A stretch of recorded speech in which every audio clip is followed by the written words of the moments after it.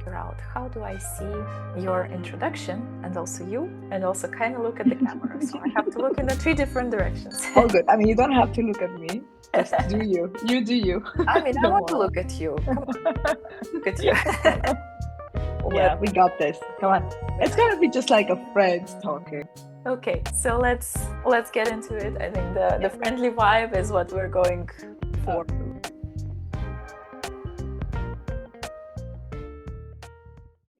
Hi friends, welcome back to Mom's Maths and Manuscripts. Grab your coffee, your tea, your bottle of water maybe, and settle in. Today I'm chatting to my wonderful friend Asya Martirosyan, and we are diving into juggling multiple roles, still staying in academia even after maybe some struggles during PhD, startups, everything in between, and trying not to lose your mind, not to lose your sanity while she's wearing so many hats. So I want to talk to her about that, but let me first introduce her properly.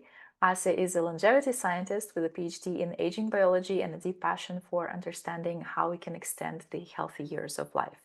She works at, do I pronounce it correctly, CCAD? Yeah, very good. Exactly. CCAD. I should have asked her at the beginning. All good. It's like very intuitive. She works at CCAD Cologne, where she studies genome stability, mitochondrial health, and factors that enable some species to live remarkably long lives. Beyond the lab, Asya is the founder and CEO of AuroraFit, a biotech startup developing non-invasive UV-based technology to reset metabolism and improve health span. She leads the Cologne chapter of Longevity Biotech Fellowship, connecting scientists, entrepreneurs, and dreamers who want to build the future of longevity. And she is also a longevity consultant and health specialist in a soon-to-be emerging exciting longevity startup. So she's balancing all these things and, well, not going crazy with so many things in mind and so many hats that she's wearing. And so this is exactly what I want to discuss. How? How you're managing. I hope, like, I wanted to tell you, like, I'm trying. The word is trying. Okay, but well, I mean, from the outside, from my perspective, it looks like it's working. It looks like everything is working out well. Yeah. But let's get into your story. Let's start from the beginning. So this is something that I ask all my science guests. How did you get the spark, the passion for science? I know bits and pieces of your story, but let's... Yeah, I think you're very close to me as like, you know my story quite, I guess, well, but of course, I mean, so I come from a family that, so I'm from Armenia, and my family was always part of science, part of kind of medical sciences, and my dad was very passionate about science in general, but he was also doing pharmacology. So also at some point, so the whole kind of scientific spark came from my dad and also from my mom, but particularly, like this very philosophical talks when you're a kid. And I remember very clearly when once my dad said, the beauty of science is when you're doing an experiment and you get to know one piece of information that 7 billion people on earth doesn't know about it. And for me, it was just such a great way of putting, what is science and what is like this discovery is all about. So I think it started pretty early on when kind of educated by my dad. And I started, so I did my bachelor in Armenia. But of course, like the level of education, at least back in 2009, wasn't the greatest. So, I mean, like natural next step was actually for me to look for master programs in Europe. So that's how I end up in Europe. I was interested in evolutionary biology because, nothing makes sense unless it's in the light of evolution. But soon I think, if I'm not mistaken, on the second semester, I was kind of doing an internship actually here in Cologne about experimental longevity science, basically experimental and evolutionary longevity, which was absolutely amazing. And that's kind of like, that was something that I found that was resonating with me so well. And the whole idea why some, animals live long, some live short, why people live just 80 years, and we always suffer in the last 10, 20 years of our lives. So that kind of really like spoke to me. And since that point on, I was just very drawn to the whole longevity idea of like living healthier, longer.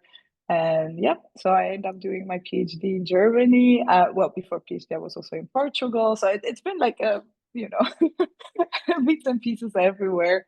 But yeah, basically, especially during my PhD, I mean, like any other PhD, I think was quite tough because, like especially in molecular biology, it's a lot of work. But I guess what was kind of pushing me to go further and not lose my mind is really like a kind of a bigger picture what I was doing. And I was always dreaming like, okay, I have to think about bigger picture because otherwise it doesn't make sense to go and pipe it, 7, 8 hours straight every day in the best case scenario and not even overnight. So there was always like some sort of bigger picture of what to do next and how bring science to people. And that's why after PhD, I was like very, passionate about bringing the discovery that I did during my PhD to turn it to a company, turn it to a treatment, and basically seeing it kind of finally somehow helping people one way or another. So I think really not losing the bigger picture helped me a lot because you always have like this, I always had like this philosophical, romanticized view of science. Of course, that's not true.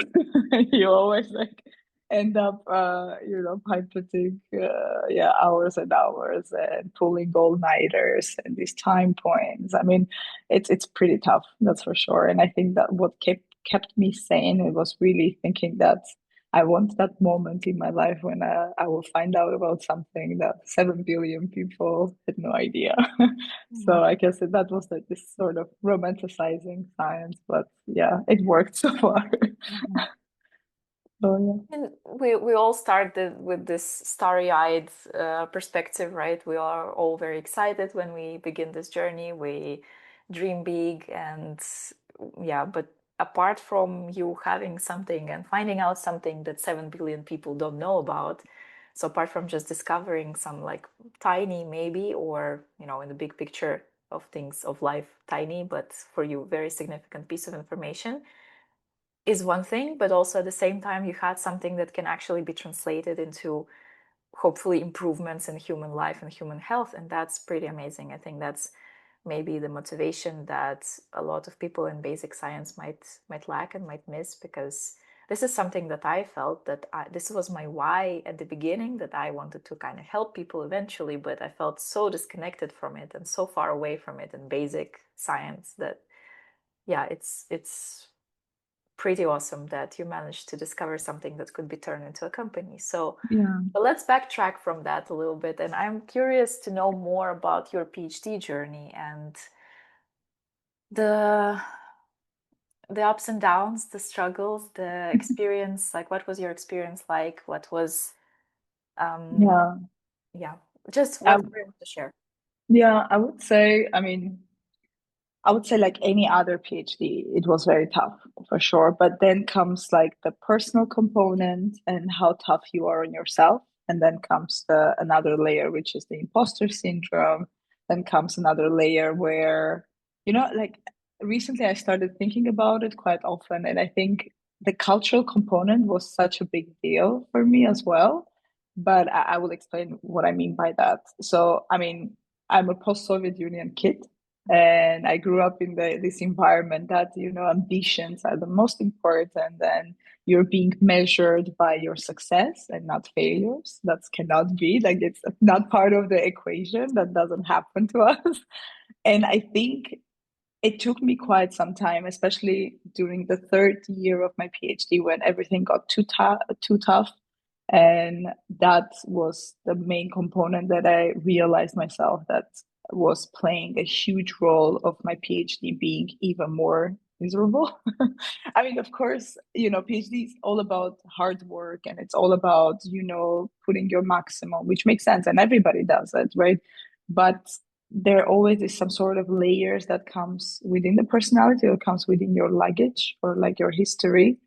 And for me personally, it was one of the biggest components that I was raised to always be like 110, 120%, do all my best because yeah, if you failed, then you just didn't work hard enough, you know? It was always like this, yeah, like this very horrible voice that was bullying.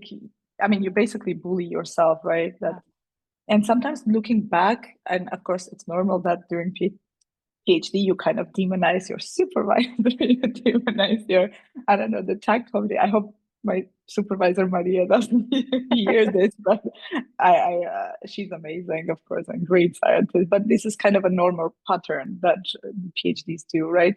But kind of doing like a better analysis of myself, I realized that besides the fact that academia is also very unhealthy, and in academia there is no culture of failure. Like it's really hard to talk about the experiments that didn't work because you always have to show something that worked, something that was great, something that is not redundant, something is new. And on top of it, having this sort of cultural background where you are taught that if something failed, it's always your fault. It's like you just didn't do enough. I think that is a horrible mix of things. And for me personally, that was like a massive catalysator of the whole, problematic points of my PhD where I couldn't balance my life with my work. That was impossible. That didn't even exist. I don't think that they will exist because when there are people who would fail the experiment because nature didn't work, or I don't know, the buffer, the pH was not correct, or the machine didn't work. It can be anything. And that's the crazy part of science, that it can be absolutely anything. And when there will be people will take their failure, they would go sleep on it, come to the next morning, try to, troubleshoot and find the best way. Because of all this, I feel like background components, the first thing I would do, I would just like bully myself to it that it was my fault, that it went wrong. And instead of just trying to take a step back, have like a breath and like breathe in and breathe out and try to think what to do next, I would just start like planning 3 more experiments just to make sure that I'm doing absolute my best because I failed in the first place. And that's, I think, massive problem. And I think this is where also PhD students are not really taught how to deal with these things because the whole, this publish or perish situation still exists in academia. And this is still a massive issue where you are a PhD and you know that your thesis or any publication that comes out of your PhD, that's like a definition of you as a scientist, which is so wrong. But unfortunately, we exist in this very broken, in a way, system. And when you have that pressure, you also have supervisor that she has or he has those other pressures of grants. There's always like this mix of so much heated up emotions and feelings that it's so hard to find the way to keep your sanity. And I'm not even talking about really finding some sort of balance. It was always like this very vicious cycle of something doesn't work and then you just like self-bully and then overwork because you think that's the only answer to the failure, which slowly with time you realize that it's not actually true. And I mean during my 3rd year, I think for me it was like the wake-up call where I was just getting sick constantly. I think there was like this period of 3 months where I was just not getting better. And I think that was a moment where I was like, okay, I need to do something about it. And this is luckily when I also found out about you. And then I started like looking at the videos, trying to also, like talk to myself nicely. And that was the hardest thing, I would say. And this is also because of so much pressure of the academic world, but also some sort of cultural thing or like this personal thing of like self-bullying until you get somewhere. So I think that my PhD was, kind of clueless first 2 years because you're doing absolutely everything to find some phenotype or whatever. And then on the 3rd and 4th year, this is like the pinnacle of stress and all these problems just surface immediately. And this was actually also a breaking point for me. And I think I had several breaking points during these years when I was like, I cannot do this anymore. And not only just mentally, physically, my body was just every time I would go to the lab, and it was not about the supervision, it was not about lab colleagues or any of that, but physically, like your body was starting to talk to you very loudly. Mhm. And to me, it was like physically, I was just falling every time I had to enter to the lab and start my experiment. So I think that was, yeah, closer to third and fourth year. That was pretty tough. But I think slowly, when we already had like something very interesting coming out, when that we could finally like kind of breathe that, okay, we have something really cool here, and that bigger picture started again looking nice in your eyes. And then you're like, okay. And I really must say, this is also some sort of privileged position, because it's not always during PhD you will find something meaningful. And this is something that nobody tells you, because you're trained that the PhD is this moment where you push the boundary of knowledge, but in reality, it takes more than that. And I think we are not really aware of that before starting PhD. We think like, oh, we're just going to go. We have, okay, risky project, not so risky project, and both of them are going to work. But that's never the case. And it's really, unfortunately, there's always the component of luck, and this never is communicated to PhD students. And this is so sad, because when you have that notion, you're so much easier on yourself. But when you cannot talk about your failures, and then you have this environment where everybody's experiments work, everybody's lab meetings are brilliant, and then you're just sitting there with your failed 3 repeats and you don't know what to do with it. Yeah, it was really discouraging. And I think that was really a problem of the system, and this was not helping at all. Wow. I hope I didn't like Yeah, pour no, too much there's a lot of negativity. things that I can relate to. I can relate to the cultural aspect, perfectly understand you, like the self-bullying and like the fact that there is now our parents' voices in our heads that are saying, well, this didn't work, so maybe you messed up, maybe you fucked it up somehow. You are the problem. I can Yeah, understand this perfectly well. And yeah, this is the work, right? That you have to kind of unpack this voice and stop believing it eventually. And it's good that you managed, or maybe you are, it's a work in progress always, because exactly. you Yeah. recognized it and you recognized it as part of the problem. And I also can very much relate to what you said. You're demonizing your supervisor and you're demonizing academia as a total. And obviously, academic culture is toxic and it sucks in a lot of ways. Yeah. But also there are our own factors that come to play, and sometimes they just mesh with the academic pressure and with maybe toxic supervisors, or everything, the pressure to publish or perish, and everything just comes together in this perfect mixture that just makes it a very miserable experience. Yeah, unfortunately, So, but that's but true. Yeah. that's the good news, that we can kind of like Talk solve about it, it. right? We can address it. At least part of the problem we can address, and we can see how maybe that then trickles down to making everything else better. I also wanted, since you mentioned demonizing your supervisor and hoping that she will not see this, I hope so. I wanted No, no, to. we're in a really good relationship. Actually, we are now co-founders of the startup, and I think our relationship dynamic changed over years a lot, because now looking back, I also understand that, I was such a responsibility for her, and she's also a post-Soviet Union person. So I think she was taking that responsibility so seriously Mhm. that for her it was also important that none of her PhD students will fail. And luckily, I mean, three of us, at least in my generation, three of us end up having, kind of a patentable discoveries that at some point also the other two will end up being companies. So just to like, give her like a disclaimer in case she's watching that now it's a little bit different, but yeah, we can talk about it. Absolutely. I'm just wondering, so you also mentioned that, yeah, she has a similar background of post-Soviet Union, so maybe the same voices, the same pressures also apply to her, and then she kind of translates that also in her management style. So what, without, without being too Getting mean to her, censored. Of course. what do you think, how did her management, her supervision play the role also in your struggles?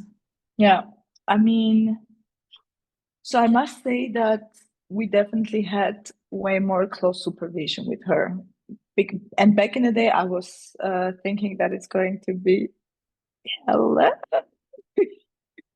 Okay. I'm sorry. We Hold can your thoughts. all good. I love it. I love it. That's like how it's supposed Yeah. to be. It happened yesterday when I was teaching a class. He comes in, he sits with me on the mat and starts doing the same thing that I am doing. And I'm like, he learned how to Honestly, open the I door. will like I will come for extra time just for that. So cute. Okay, Okay. yeah, Where going were back. we? Yeah, no, so I was just saying that I think like in terms of supervising style, that was definitely a close supervision that at the time felt like, oh, I'm being, like all the time controlled and I'm being like kind of overseen. But also honestly experiencing some other labs where the supervisor is never present and looking at the PhD students that were actually just like in a free falling, like this free floating state. Looking back, I realized like, wow, okay, I never thought, but actually this close supervision was even necessary when you're a PhD. I mean, you kind of grow out of things that you kind of get out of your own body and just look at it more like in a helicopter view. But what I can tell that I think just because both of us were from kind of post-Soviet mindset, and I personally, so I would always have like the voice of, let's say, my mom or like my family, right? That, oh, you didn't do enough, then it's not good. And then throughout life, I feel like I was just exchanging those figures in my mind. And in this case, my relationship with my supervisor, I kind of swapped my mom's role with her. Mm-hmm. And I think that also didn't help at all. And this was like this deep problematic situation where she would be disappointed or she would not be happy with the data, which happens. It's okay. Yeah. But then the dynamic was so different. Like it was very weird because in the end of the day, I was taking her like she's, like if she's disappointed, it would affect me the same way, like as if my mother was disappointed. Mm-hmm. Mm-hmm. And I don't know if it was because both of us end up in that dynamic because both of us have very cultural similarities, or at some point I put her in my mind in that position. But it really not helped our like relationship as a supervisor and a student because the moment she was not happy, which happens, of course, and she was also a junior PI during that time, so she had also massive pressures on her. And I think that also didn't help where she couldn't maybe find the nicest words to express that she didn't like the data or something didn't happen. So that was a massive clash. So she would not be happy with something. Mm-hmm. And then I would take it like it's the end of the world because this kind of a mom figure was not happy with me. Mm-hmm. And then this would just aggravate every kind of toxic bullying that I had already going on. Yeah. So, and I think that the problem was maybe that it was maybe I didn't make it visible. So because also in our cultures, right? Like the moment you get some sort of feedback, you're just like, okay, I will do it and that's it. Like you will never give back or you will never say what's going on. Like you will never talk about your emotions because Vulnerability is out of question. doesn't Yeah. exist. Exactly. And I think like somehow we end up in this dynamic where she would be not happy with the data and then I would take it so deeply, and then I never will say that, maybe this doesn't work for me. Maybe it would make sense if we like change something. So we just end up locked in this sort of toxic dynamic Mm-hmm. both ways. And I was taking it a lot really badly on myself as well. But I must say, I personally noticed a massive, massive change of understanding when she actually became a mom. Mm-hmm. Yeah, this was very interesting to me that the moment she had her baby, I think also a lot of things got much smoother. Mm-hmm. So like the understanding. So before everything was like, you do this, after this you do that, after that you do this, and da da da da. But after that, a lot of things changed. So it was more like, okay, if you manage, go for it. If you don't manage, it's fine. You can do it the next week. Like the world will not, collapse if you didn't do that one experiment over the weekend. So you can actually, like have some rest. So I think that also some sort of was a big change in our relationship. But I also must say it's really looking back, it was also a lot the cultural part was playing a big role because I wouldn't, in my view or in my observation, this was not so much obvious when we were having other, let's say, students that were from not Soviet Union. So we were understanding each other very nicely, like very well, because we were in the same wave, but the wave was very toxic. So this was not helping at all. And this is also like absolutely deepening every single problem that I had in my mind. So it was never helping me to actually, you know, feel like, okay, this is a failure, but it's fine. It's not the end Yeah. of the world. It was always like, no, it's a failure. Go and try 10 other experiments until it works out. So yeah, I think that was very massive issue.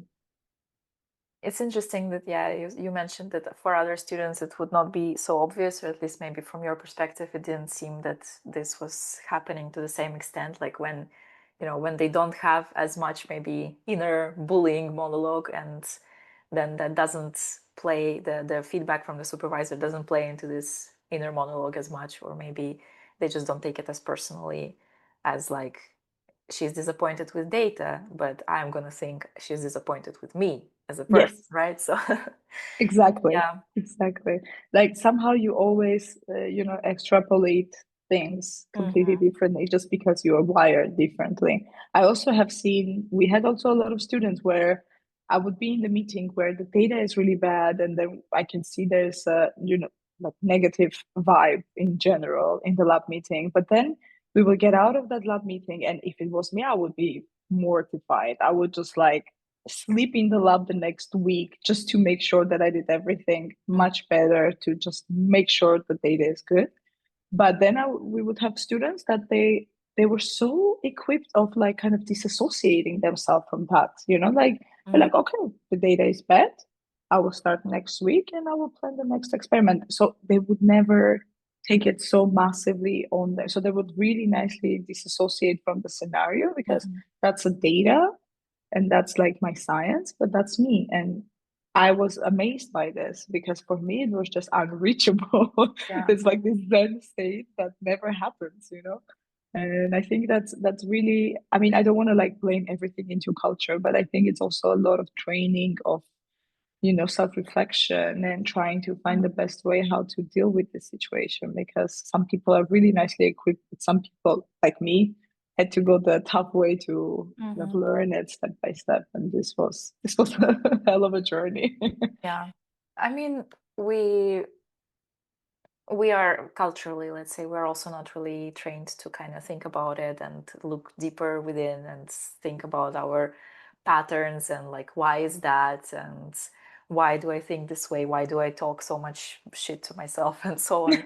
Exactly. And also, I don't know, academia is kind of also training you a little bit to be this way and to be very critical, because you have to look at everything, at everything you do very critically. And so you sort of, if you're not careful, and you are sort of going to start, or you might start to look even at yourself super critically with this like Yeah. lens of, huge magnifying glass of like, what do I need to change? What do I need to optimize? Where do I need to troubleshoot myself as well? So it's, yeah, academia plus culture is a very important mix in your case. I can see that. Now we have some Yeah, culprits too. yeah, yeah, yeah. Have you thought about quitting?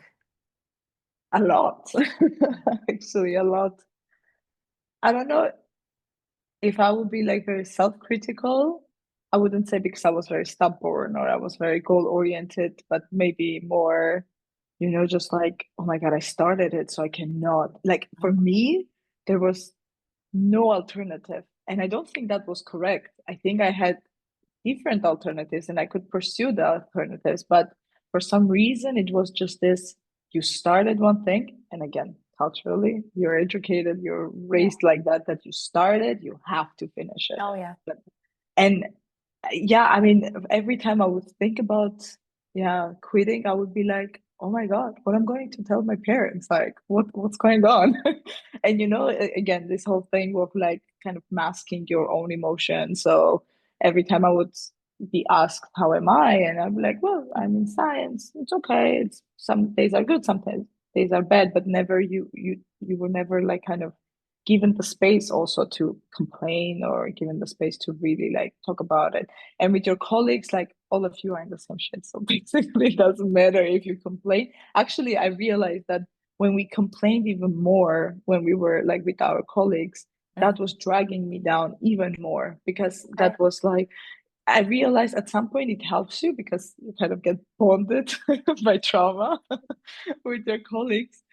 But later, it was just affecting me too much because then it was just like all the time complaining and just not doing anything about it and then just going back and pipetting. Mhm. So at some point, I also try to kind of minimize that noise and be like, okay, I try to focus on myself. I try to focus on my well-being and, let's see what happens.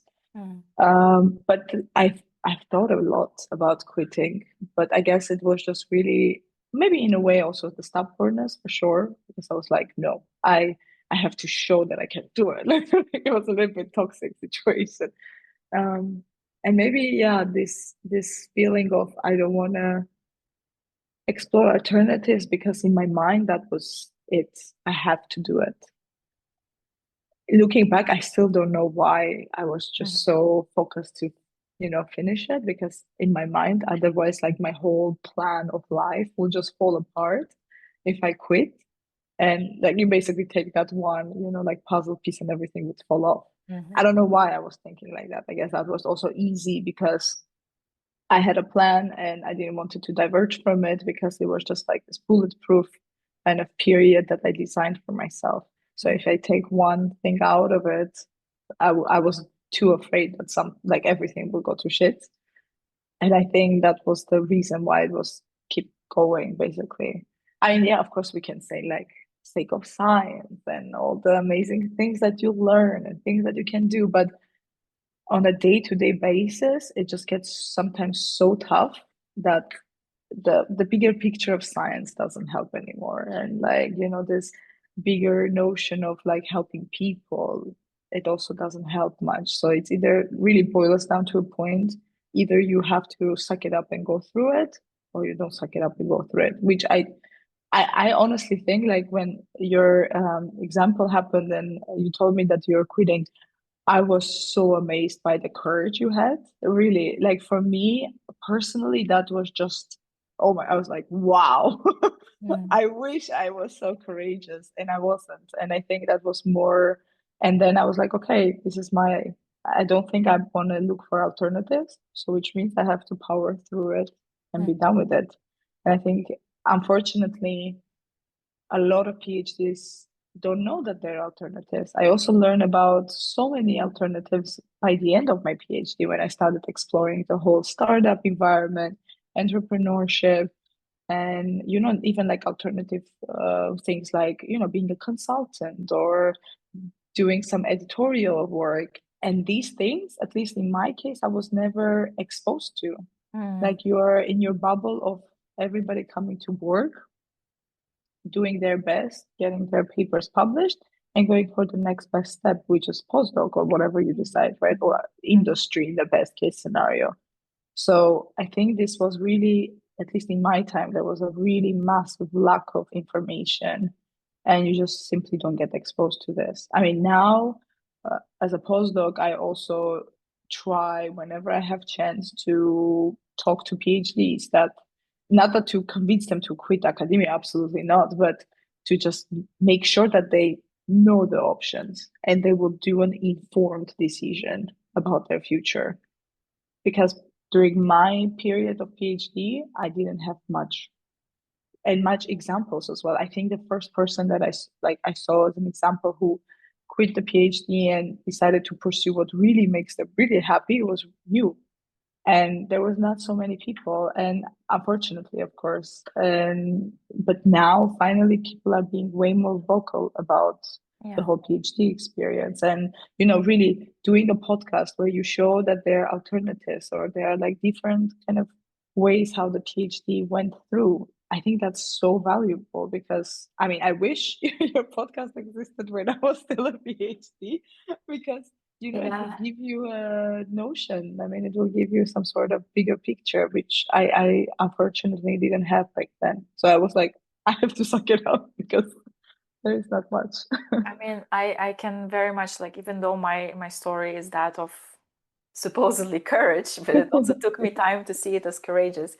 But I also can relate to feeling like I put so much time into it, so I cannot Yeah. really quit. I need to push through. I need to suck it up.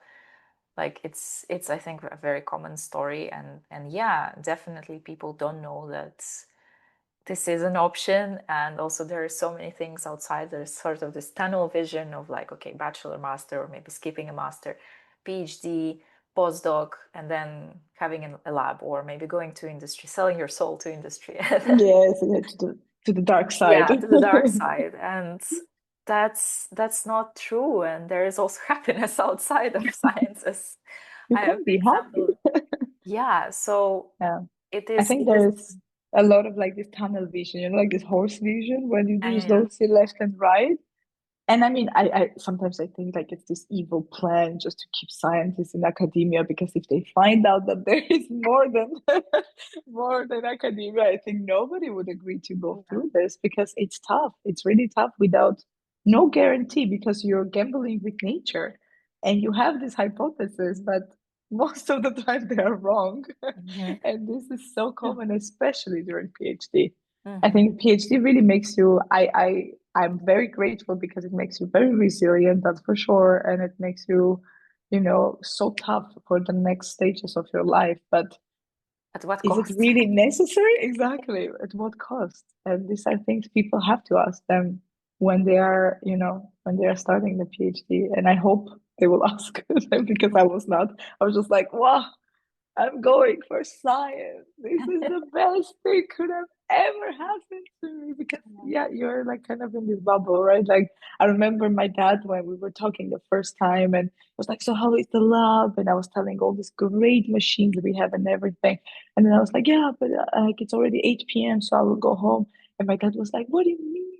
That true scientists should be sleeping in that lab. And then Oh I was man. like, oh, yes, that's so true. In order to Ah, be a great scientist, I have to be like, pulling all-nighters. And then I was like, oh no, the understanding of true scientists have changed, and mm. society have changed, and science have changed, and people have to kind of start, walking with the same pace of the changes. I love your dad, but this just hurt me so much. It went like straight to my heart. I know, but he's still like, like he was this Soviet scientist Yeah. that they never thought about buying an apartment. They never thought about having the capital because the government will give it to them. The government will support you, and they give you like this basic, amazing life where then you can thrive for something great, and then Mhm. which I get it. Yeah, I mean, if everything would be also in place, maybe I would be also like, just thinking about the beauty of science and things like this. But it doesn't work like this. I mean, society have changed, A lot and has changed. a lot of things have changed, and Yeah. unfortunately, it's not like that. And my dad was used to that my mom was taking care of us, and then Oh he yeah. was just like this amazing scientist going and doing experiments. The woman is holding down the front at home, and then Exactly. you are free Yeah, to do what you, yeah. Well, the world definitely has changed. So, absolutely. but that kind of in a way brings me to my next question, like respectfully, why are you still in academia? That's a good point. No, Let's but talk about it. you are one of the very few people, honestly, who have stayed even despite like all the struggles and mental health issues and toxicity amplified by the background and cultural specifics. Most of the people I know, they finish their PhD, if they finish, and they are like, I cannot get out of here fast enough. Yeah, So I'm almost surprised and also amazed that you decided to stay. yeah. what has changed in your attitude? What has changed in your work-life balance or ability to balance? Yeah. Yeah, why? It's like, with the spicy food that hurts, but you still go and Hurts get so good. spicy food. Exactly. There's always this joke that, it's one of the sitcoms that the character says, I have a problem. And to me, I have a problem. Well, no, I mean, I'm going to tell you something that it might sound very crazy, but I think it's been the first time, I don't want to say ever, but really truly first and foundational time where I do science for the sake of science and not for getting a degree, not because I want to become a professor, I want to be a PI. So, and I think that changed because I finally get to know my options. Mhm. So when the startup thing started, so I was like, okay, I want to do this on the side because I'm also new and we don't know if it will work out. So this is something that, kind of goes in the background either ways. That doesn't take so much time. And then I'm managing it on the side. And that gave me such a freedom of choice because I have that option kind of brewing in the background. Let's put it this way. Because I knew I'm not going to be a PI. That's like something that I was very sure after my PhD. That was something I was absolutely 100% sure because yeah, seeing all the struggles of my PI and like all the problems and all the it's not worth it because at some point you're a bureaucrat. You just don't do science anymore, unfortunately. But the first time where I felt like I have options, I don't have pressures, and finally I can enjoy science. And that's why I decided to give it a chance to the postdoc that I came to Cologne. I mean, the story of me getting this postdoc, it was also a little bit comical, to be completely honest, because I got I got an offer through Twitter, and that was very interesting. But so the supervisor that I have now used to be a supervisor of my previous supervisor. Mm. So my previous supervisor used to be a postdoc in this lab, and then we kind of did like a turnover of generations. But what I like a lot in this lab is that when I joined, I was very clear that I just want to pursue the projects that I'm passionate about because otherwise, nothing can push me to come to the lab and pipe it. I mean, really, like now I finally got to the point where I have quite few options that they're always there. So I have like this some sort of how to say buffer zones that I set up for myself.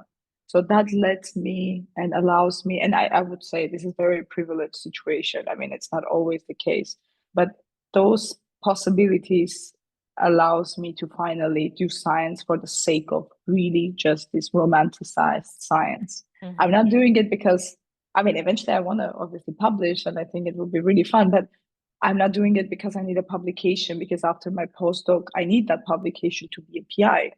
Absolutely not. And I think that takes away so much pressure Mhm. that I come to the lab with so much motivation because I am still enjoying to do science, especially to this phase. And that was so pity because during my PhD, there were always deadlines, there were always some sort of pressures that you have to, go through. I think this postdoc, and I've been doing it 2 years now. I was like this kid in a candy store because I was just like doing this crazy experiment and then jumping to this one. But this was really, I mean, also kudos to my, current supervisor because he really let me to do it because Mhm. in a lot of cases that might be not even possible. And I'm now working with bats. Like I've never worked with bats, and it's like very Interesting. insane. Yeah. So, when I was just like, you know what? I'm just gonna work with bats. And that's why I feel like I stayed because I didn't wanted to give up on academia before really experiencing things that I'm experiencing now, where Mhm. you just really come and you design your experiment, you execute your experiment, and you end up having really nice results, and or not even not so nice results, but it happens. It's so beautiful that what you said about doing, first for the first time doing science about science, and not about deadlines or publications or grants. And it's such a pity indeed that in a PhD you kind of, or not you necessarily, but us people in general kind of lose track of that a little bit and do it for the sake of the career. And well, some people never get out of this. Yeah, And never do science for the sake of science or for the sake of curiosity, for the sake of making the world better. And they just kind of focus on the next thing and the next step. And it's natural, I guess, but it's also a little bit sad. So I'm excited for you that you get to pursue science just for the sake of your passion. And it's amazing. Yeah, no, absolutely. I mean, we talked about my dad and the Soviet times. I think it's like, I mean, I had to obviously build it for myself to have them some sort of like a foundation to be able to afford doing science for the sake of science. Because before you had it like in the government, and then you were just very fun and everything was working pretty well for you. But yeah, unfortunately, again, this is not always the case, which is so sad because I mean, it's complete. I don't know. It's not maybe completely different, but it's very much pleasurable what you're doing when you're doing science without like these external unnecessary factors all the time, like distracting you. And I feel you're doing even better science because then you're just always not just, publication focused, but you're really just trying to look for something cool, discover something cool. And yeah, but again, unfortunately, I was very lucky because of the whole situation with the company, but if it wasn't like this, yeah, it would have been very, yeah, unfortunate for sure. Because I wouldn't stay in academia where I still need to follow this kind of horse vision and be stressed. And I mean, in PhD, you're stressed 4 years, and then after that, you get one publication. In postdoc, it gets shortened. So everybody is just expecting that you have to be excellent, but not in 4, but 2 years. And then have like this horrible short kind of continuation of your contract. And yeah, it can be really exhausting as well. So, and I see it because I also have a lot of colleagues that are postdocs who want to become PIs, and our life qualities are absolutely different, unfortunately, because you can see that it didn't change at all, and it's still the same, unfortunately. I see. Well, let's now switch gears a little bit and move on to your company, your business, and tell me about AuroraFit. How did it come to life? What it is a bit more, maybe. Yeah, of course. Yeah, no worries. I mean, thank you for asking about it. It's like my baby, Your basically, when I baby, talk yes. Of about course, it. I have to ask. Exactly. I mean, yeah, so AuroraFit was based on I always feel like very weird to say discovery during my PhD, but basically what we found out during my PhD. It is a discovery. Own Yeah. it. I'm trying. I'm trying. You see, like even in the level of words, you still have to train yourself. But yeah, so basically during my PhD, I was looking for non-invasive treatments that can improve the quality of life, especially when you're young or even middle age or even late in life, right? Because yeah, at some point all of us are going to decline, all of us are aging. It's inevitable, unfortunately. And in the lab is interested in kind of non-invasive treatments. And one of the cases was to try different experiments with the specific wavelength of UVB light. I know it sounds very, like completely opposite what we've known about UVB light, but we were again very lucky at this point because what we basically did, we repurposed the technology. So UVB treatments are actually very known in society. So it's more than 20 years is used as a treatment for skin disorders, for example, for eczema, psoriasis. So it's actually non-invasive, and we have a lot of data already in humans showing that it's safe. There is no kind of cancer incidents, nothing. So it's actually very safe in use already in humans. So we were wondering how UV light can affect it, how it can be non-invasive treatment, and my personal direction was metabolism. So long story short, what we saw is that UV light kind of tricks the body when you're shining. We did like, for example, preclinical data on mice But we started with worms, cells, and then eventually with mice. But basically, in nutshell, what it does, if you shine this UV light into the skin, your body tricks to think that you're in a state of dietary restriction. So your body thinks that there is some stress going on, because what happens is that the UV light biophysically affects mitochondria.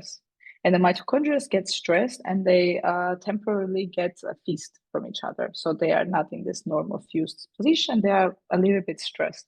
And what happened is that this stress pushes systematic response. And then your liver decides like, oh, my body is in stress because my mitochondria is in stress, which means I don't have enough energy. So let me burn fat while my mitochondria is getting its shit together. Mm-hmm. So this is like this basically systematic response where you shine the light and it goes all the way to your liver, and then it signals your fat. Your fat travels to your liver, turns to ketone bodies, and then you have these replenished energy levels. And the ketone bodies also can be used by your brain. And then within 12 hours, all that fat that went to liver kind of washes out. And then you also lose fat mass, but also get a healthy kind of from bad fat, you get very healthy energy. So this is basically, we show mechanistically how the pathway works. And we showed it also in cells, in C. elegans, and eventually in mice as well. So, and yeah, so we were also lucky in a sense that the technology already exists. So what we are doing currently is we have a collaboration with a clinic in Armenia, actually, where we are going to set up the treatment of the UV light. And this is also very safe because the machines that were used by us are also used by people to treat these skin disorders. So you actually, anybody can buy it and put it at home and start treatment. But in this case, we are collaborating with the clinic where we will have our volunteers going and treating with a specific UV light, with a specific dose, depending on their skin type, etc., all of these things. And then we are looking also on biomarkers that we know that molecularly are going to change and improve after the treatment. And then we actually give this kind of control over your metabolic health to people, because then let's say if you have, I don't know, high levels of triglycerides, or you have high levels of bad cholesterol, how to kind of decrease the level of this. And then UV treatment can be one of them. And, you know, like when you have this sort of problems with your lipids, this is also causal for any cardiovascular disease that is very common, for example, in Armenia and in the world in general. Then you can also alleviate symptoms for diabetes, because then you're also kind of taking out all these bad fats and making it to energy, so person can be more energized instead of just like, you know, gaining fat, etc. So there are like a lot of promise with the treatment. And the good thing is like it's non-invasive because it has been around for quite some time. It's proven to be healthy and useful for human use. So yeah, now we are basically doing the hopefully first treatments by the end of the year. We'll already start in Armenia, and once we have the data, hopefully this will already show by itself. Like the data will speak the loudest. That's our hope. This is a very exciting time. Fingers So crossed. yeah, fingers crossed for you, my dear. But okay, so science aside, it's a big shift also from academia and from being a researcher and then starting a startup. And what do you think is like the mindset shift or the challenges, and how did you navigate them? That's a very good question. So I think, of course, there was always this component of bigger picture, blah blah blah, making sure that you're bringing the kind of the from bench to bedside type of mindset was always there. But to be honest, and it will sound very, I don't know, maybe very negative, but so I started kind of getting into this whole space of longevity treatments, and starting to get to know who are, people who are like more science-based methodologies, etc. And unfortunately, I realized that in our field of aging and longevity, since it's also a very young field and also it has a lot of promise, there is a lot of noise and a lot of unnecessary things and a lot of things that are claimed to be scientific, but in reality, they are not. And this is very strong, unfortunately. I mean, it's kind of a natural point because, when scientists are not vocal about science and they're just thinking about, publishing, these things happen. So there's like this vacuum that kind of get filled with so many loud, inaccurate voices that the actual scientific reason is just like kind of set aside. Mhm. And it sounds maybe petty, I don't know, but slowly when I got into the field, more into longevity, but entrepreneurship, and this is where I became part of the Longevity Biotech Fellowship to get more exposed to the ideas, what people think about longevity, how to bring it to people, you realize that there is an absolute necessity of scientists actually taking over science and bringing it to people. And that was a very, very obvious gap that didn't exist years ago. I mean, it's still slowly changing, but that was really surprising to me because you would assume that it's directly a field of research where it directly impacts people, directly causes so much kind of hype around different treatments, causes so much, excitement as well, because people want to try and live better, healthier, and longer. I mean, it only makes sense. But yeah, with my experience, I realized that there are almost no scientists, there are almost no medical Mhm. doctors, and that has to be changed somehow.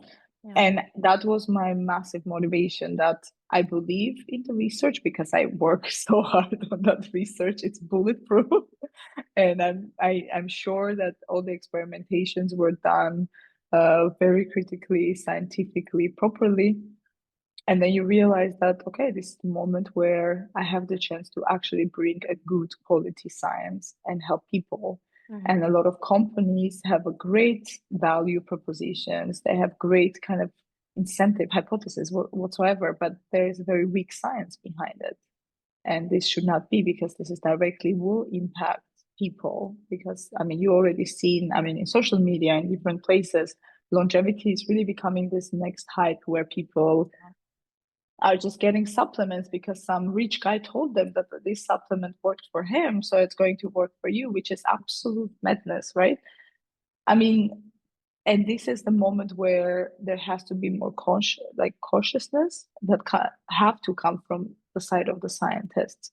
But at the same time, there also have to be flexibility from our side because when I got exposed to this kind of like environment of more startups, entrepreneurship, I realized that we are so trained to be very, I don't want to say negative, but very specific, always like problem driven, always very critical.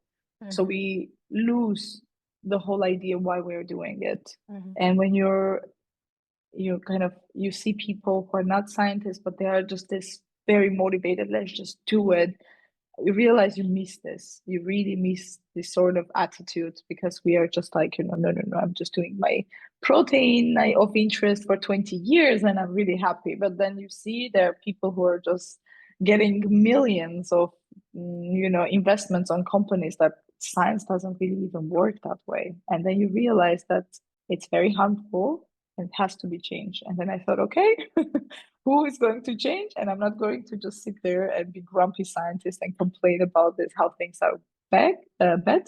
So I just decided to do it myself. There's Oh, a gap in communication, right? And actually explaining what is true, what is not true, and if there is no excitement and no like yeah, power and passion from the side of scientists, this niche will be taken by somebody else who might not have the best interests of people in mind, exactly. the Yeah. science on their side. Yeah. Yeah. Yeah. So you are taking upon yourself also that role. Okay, so how are you managing? How are you managing to juggle so many things? Tell me your secret. That's a very good question. I want to start with this, like this very fancy CEOs that I wake up at 5 and I meditate for 40 minutes. Then I take my organic matcha and like, no, none of Mm. that. Um, it's a very good question. I think. I think started, well, I learned step by step to not take, I mean, it sounds very crazy, but not take things personally. So if something goes off, okay, now we are going to focus on the next, or we're going to focus on the solution. It sounds really crazy, but that helped me a lot to kind of start with.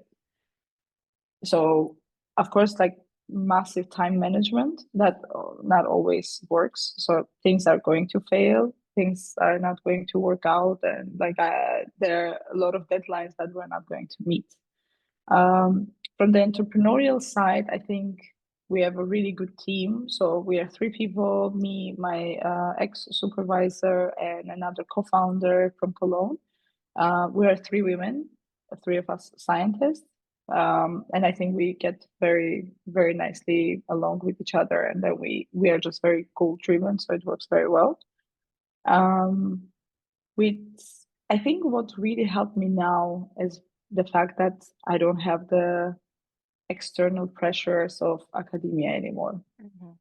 This is really something that took away so much stress and so much anxiety. And this is maybe why I could take up on the role in the company and into the entrepreneurship stuff, because if I would have the same pressures of like, oh, I have to publish and I have to be a successful postdoc because I have plans for the academia, it will not work, unfortunately. During whole my PhD, I had zero hobbies. I had zero time for hobbies. I had zero time for something else. And that was really drowning me a lot. And now I feel like with this opportunity to do science for the sake of science and on the side do something that I'm so passionate about, somehow it doesn't feel like it's a burden. Yeah. It feels like I can just shift from one thing to another and it makes me so happy. So the moment when it feels like you're just working from deadline to deadline, which always happens in the research, or like you're working for the publication or working for that third repeat, because otherwise your whole life below depends on that third repeat to be the way that it was supposed to be on the other two. It's just miserable, unfortunately. And I think that pressures of academia taken away, whatever I do at the moment is just, it's my choice and it's something that makes me happy. And I think that's why I manage it, because I mean, I'm not gonna lie, there are always like this times when I stay long up until like, I don't know, 11, 12, whatever, but I do something that fulfills me so much that it doesn't even feel a burden. So also my mental health is so much more stable, and I also feel so much more happy because I do something that makes me happy. And I feel like with this constant pressure during PhD and this constant pressure of what's going to be next if you don't do this or if you're not successful at this, somehow that doesn't exist because I chose that that's not mine anymore. So I kind of quit academia without a little bit quitting it. I see. But yeah, but it really ended up like this. So whatever now I take upon, back in the day, I was always thinking that, looking at the attitude of European people, that, oh, I will kind of do this because that makes me passionate. And then I was not understanding this, like this post-Soviet mindset. I was like, what do you mean passionate? You just do it because you have to do it, like you do it because you need it, or like you do it because like you have your reasons and they are very important. But then slowly with age and after my PhD experience and now with the company and all of these things, I realized that no, I will only do something that makes me fulfill, that makes me happy and at peace with myself. If these are things that I don't feel happy about, I will just simply not do it anymore. And this is, yeah, I guess what makes me still managing, not going crazy yet. I mean, I'm super happy to hear that for now you are in a space where you are truly, as you mentioned, it wasn't working in your PhD, but for now you are motivated by the why and the bigger picture, and this is what actually drives you and helps you, like, not maybe even see it as work as much as your passion and your the thing that fulfills you. But okay, so something that you mentioned is that you didn't have hobbies in your PhD. You didn't have time for hobbies. And for me, like in my line of work, it's like immediately alarm bells are ringing because red flag, red flag, red flag. That means very stressed, and that means propagating the cycle of stress even further into like deeper and deeper into burnout. But what about now? So what are the like maybe non-negotiable things that refill your cup outside of your passion, your work, your passion project? And what are the like support systems and support pillars that you have Yeah, yourself? I think now I have definitely like this kind of small, not traditions, but like rituals in a way. I wouldn't say that now I'm playing tennis and I'm running marathons or any of that. I'm still not very, but what changed a lot? I mean, my support system was back in the day was obviously my family, but also my boyfriend, ex fiance, slash not ex slash Ex-boyfriend, yeah, now husband. ex-boyfriend. Exactly. That's what I wanted to say. Yeah. But yeah, so I think the factor of having someone waiting for you after 3 a.m. after incubation or like time point, that was massive, really. And also somebody that under somehow understands you, because I mean, for some reason I never wanted to date scientists because I felt like all my life is about science and I'm going to come back home and it's against science. And I was like, I feel like my PhD even affected my relationship choices. I feel like it got to that point. But it's really hard to people who are not from science to understand all these sacrifices, all these times that you come home at 3 in the morning, completely exhausted, you're sick for 3 months and you're not getting better. But somehow I was very lucky that I have a partner who somehow was very understanding and very supportive of that. And that helped a lot during my PhD, that's for sure. Now we definitely have our own kind of routines. We try to stick to it. So because before I would just wake up and run to the lab immediately. Now we're like, no, we wake up, we have our coffee together because that's like non-negotiable because we have to spend that time where we just talk about the day, what are our plans and things like this. So I think we finally actually, when we moved to Cologne, we started having sort of small traditions around the house. And that looking back, I felt so sad that we never had it before. It was just always like me waking up and running to the lab and then maybe seeing each other for lunch. Maybe if we're lucky, unless he comes to the lab, we have lunch there. And then seeing each other in the middle of the night when I came back from the lab completely exhausted, not being able to talk. And I felt so sad that we didn't do it earlier, but of course now we're catching up. And some sort of these small things that we start developing and really paying attention also to our relationship a lot. I remember we moved to Cologne and the first shock for us was on the weekend. I mean, now non-negotiable for me not to work on the weekends. I try to do the best time planning, the best experimental planning that I would not come on the weekend to the lab. And first weekend, we're sitting, it's Saturday morning, looking at each other, and we're like, what should we do with so much time now? Because out of nowhere, we just got so much time together. And that was very scary because we were like, wow, okay, we were not used to having so much time together before. And now we have all this time over the weekend. And yeah, that actually was sad when you're talking about it like this, but it was such an amazing moment where we realized like, wow, okay, now we have our weekend for ourselves. And of course, we can just coexist also. He can do his things, I can do my things, but we're there, we're like in the same space. And that actually added so much quality, so much more quality to the relationship that I never thought that actually will. But yeah. Yeah. I mean, it's also, it's as you said, it's so rare that people who are not in science will understand it and support it. And so he's the hero as well of the situation. Part of like, obviously you are the main character in this story, but I want to highlight your husband No, because absolutely. he's Shout out to Patrick. exactly. Um, okay, so there's still so many questions. Like we haven't caught up in a while, so I still have a lot of questions Yeah, actually. But I think the time is to start winding down. So I want to just ask a couple of final things, right. and maybe maybe there is a part two somewhere in the work in the future because I still have one topic that I want to touch upon, but that's for later. Yes, I know that, and I'm Yeah. so looking forward to talk about it Are with you? you specifically. Of course, absolutely. Okay, You're because like that's my like prying holy in. grail of the person. No, no, no, no, no.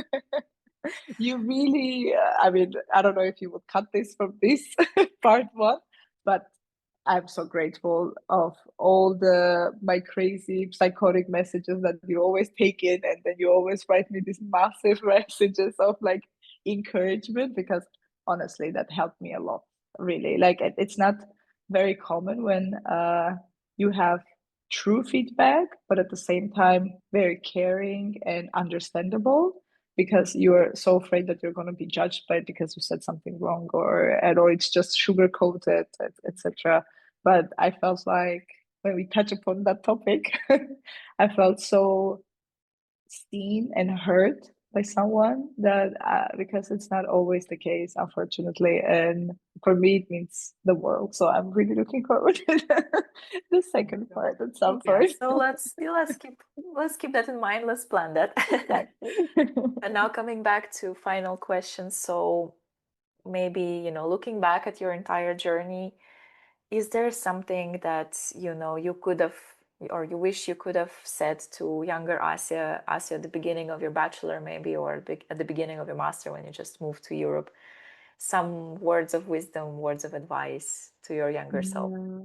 Yeah. Yeah, I mean, I will just tell you something right before saying it. So during my third year, when everything got super tough, I decided to go to therapy because I was just not managing myself and I was just not getting it. And there was this exercise which I find that was so helpful, and it was actually the exercise of future me meeting my little me, basically. And I think that kind of envisioning of that conversation and that helped me a lot, honestly. And I mean, so I will tell you what, because I'm so trained now, because that exercise has been going on always in my mind. Um, yeah, I would say that, wow, you can do so much more than you can even imagine. Mhm. And not in a sense that you have to do more, or you have to be perfect, or you have to put your 100 or 200. It's just you're capable, and it will hit hard, but you're enough.